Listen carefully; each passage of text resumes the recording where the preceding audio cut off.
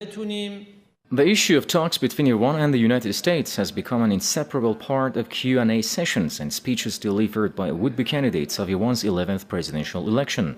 Presidential hopefuls have their own views with regard to the issue of talks with Washington. In the latest of such reactions, Kamran Bagheri Lankarani, the would-be candidate of the Perseverance Front of the Islamic Revolution, in a speech at Tehran University said that it should not be interpreted as if holding talks with Washington is a need for Tehran. We are not in need of talks with the United States. We have not seen any major change in U.S. policy towards Iran. Americans are not ready to give Iran any concessions. Of course, this does not mean that we do not support talks. But what we are after is holding talks based on mutual respect and sincerity in words and actions. Meanwhile, Mustafa Pur Mohammadi, a principalist and former interior minister, in a speech among university students said that holding talks with the U.S. does not solve any problem. Holding talks with the U.S. does not solve any problem for us. The talks will be to the benefit of the U.S. more than Iran. But we can hold direct talks with Washington, provided that our national interests are ensured. I believe there is no need for Iran to be at war with the U.S. forever. Iran has the capacity to protect and ensure its national interests while having ties with the U.S. Other hopefuls have already made clear their views about the U.S.-Iran ties.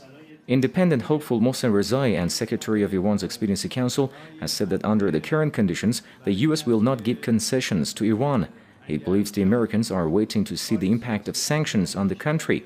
If we resist the sanctions, they will change the form of talks. Meanwhile, Ali Akbar Velayati, a member of the Coalition of Three, who is also a top advisor to the leader of the Islamic Revolution, said that it is not right to call relations with Washington a taboo, because taboo is a symbol of something which is unchangeable.